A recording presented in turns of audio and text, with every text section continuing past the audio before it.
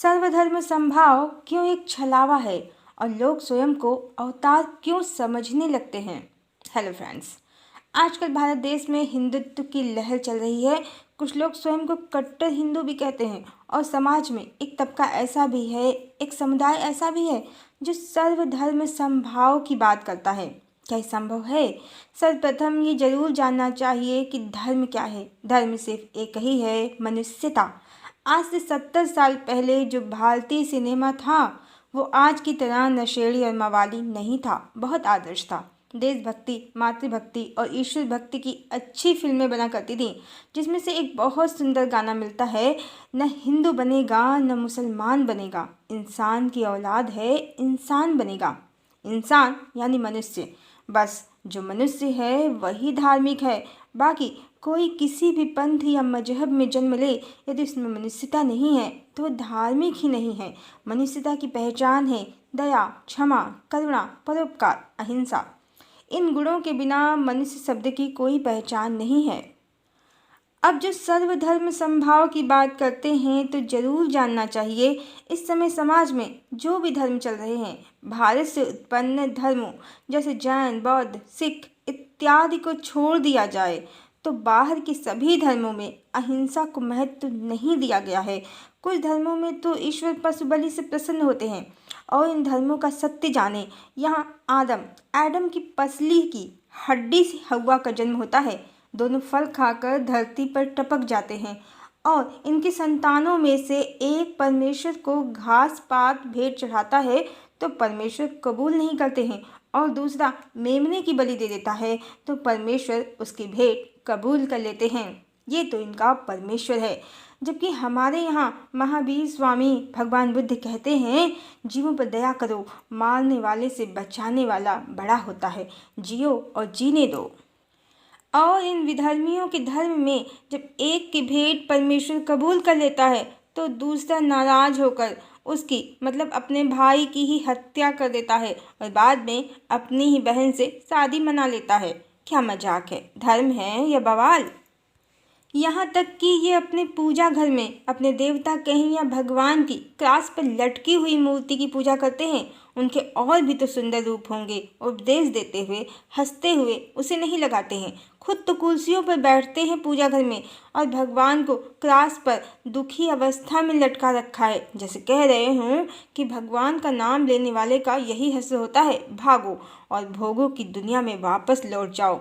जो ये कर भी रहे हैं, देवता को सूली पर चढ़ाकर स्वयं मांस मदिरा के भक्षण में लगे हैं, अनैतिक संबंधों में लगे हैं रात दिन। इसी तरह एक और पंथ है जहाँ जो दूसरे धर्म वालों को मारता है उसे जन्नत में 72 हूरों का मजा दिया जाता है। और इनके यहाँ तो स्त्रियों की स्थिति और बुरी है। स्त्रियाँ पैरों की जूतियाँ, इनकी खेतियाँ बताई जाती हैं और किताबें कहती हैं इनकी सूरज धरती के चक्कर लगाता है और गर्म पानी के सोते में डूब जाता है और धरती को पहाड़ों ने दबा रखा है।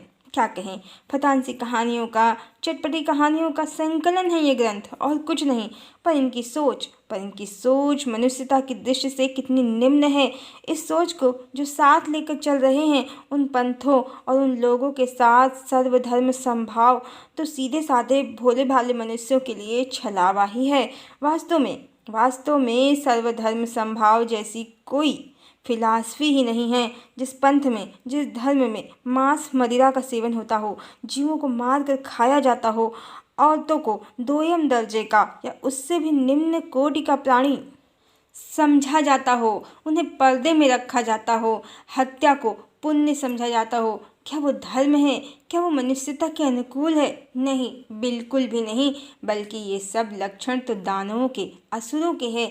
इसीलिए सर्वधर्म समभाव नहीं बल्कि मनुष्यता का जो आचरण करे वो धार्मिक है और कोई भी नहीं, फिर चाहे वो हिंदू हो या मुसलमान।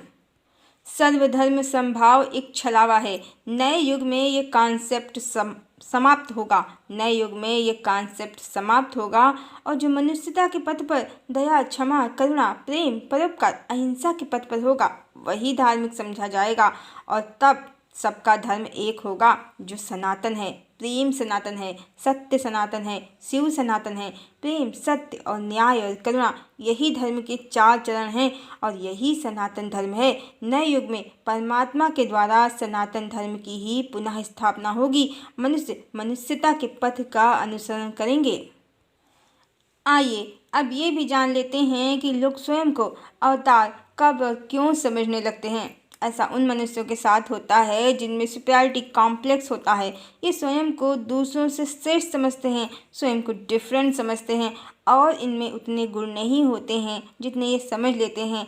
ये जीवन में तो उतने सफल नहीं होते हैं जितना ये चाहते हैं। महत्वाकांक्षा इनकी क्षमता से ज़्यादा होती है और जब लोग इन्हें उतना महत्व नहीं देते हैं, इन्हें साधारण समझते हैं, तो हीन भावना से ग्रस्त होकर लोगों का ध्यान आकर्षित करने के लिए ये अपने विषय में बड़ी बड़ी बातें करने लगते हैं। धीमे धीमे जब ये कॉम्प्लेक्स मानसिक उन्माद में बदल जाता है तो ये स्वयं को अवतार भी घोषित कर देते हैं। ये एक मानसिक बीमारी है जिसका छोटा रूप माता के जगराते में देखने को मिलता है, जहाँ स्त्रियों पर माता आ जाती हैं और वो जोर जोर से तेज और भारी आवाज़ में स्वयं को माता कहकर लोगों से बातें करने लगती हैं, अजब अजब हरकतें करने लगती हैं। क्योंकि घर परिवार में ज़्यादातर स्त्रियां दिन भर कार्य करती हैं पर उन्हें परिवार का अटेंशन नहीं मिलता है, प्यार नहीं मिलता है। वो हीन भावना से ग्रस्त रहती हैं जो मानसिक विकार बन जाता है और कभी कभी भूत बाधा या माता आ जाने जैसी घटना के द्वारा ये विकार दिखता है स्त्रियों में, जिसे लोग समझ नहीं पाते हैं और समझते हैं कि भूत चढ़ गया है या माता आ गई हैं, पर इन्हें मानसिक विकार है। इन्हें परिवार का अटेंशन, प्यार और सम्मान चाहिए, जिसकी कमी ही इस स्थिति को उत्पन्न करती है। इसी तरह खुद को अवतार समझना एक बीमारी है जिसे डिल्यूजन ग्रैंड्यूर मतलब भव्य भ्रम की स्थिति कहते हैं। इस बीमारी में रोगी को लगता है कि उसके पास कुछ अलौकिक शक्तियां हैं या वो कोई बिग पर्सनालिटी है। अगर इस बीमारी का इलाज सही समय पर ना हो तो दूसरी मानसिक बीमारियां भी रोगी को पकड़ लेती हैं, जैसे बाइपोलर डिसऑर्डर, डेमेंटिया या सिजोफ्रेनिया। इन बीमारियों के दौरान व्यक्ति असल में उन चीज़ों को सच मान लेते हैं जो सच में हैं ही नहीं। ऐसे लोगों को लगता है कि वो कोई वीआईपी हैं या खास या किसी बड़े ओहदे पर हैं। ऐसे लोगों को लगता है कि उनके पास अलौकिक शक्तियाँ हैं। ऐसे लोगों को लगता है कि वही सबसे ज़्यादा बुद्धिमान है। यहाँ तक कि लोग स्वयं को लीडर, धार्मिक गुरु, जादुई शक्तियों का स्वामी, स्वयं को करोड़पति और यहाँ तक कि वो स्वयं को अवतार या भगवान तक समझने लगते हैं। और जब लोग रोगी की बातों को स्वीकार नहीं करते हैं तो वो इरिटेट भी हो जाते हैं। इन्हें रिश्ते बनाने में दिक्कत होती है। ये सामाजिक रूप से अलग थलग ही होते हैं। सोशल कनेक्शन बहुत कमज़ोर होता है इनका।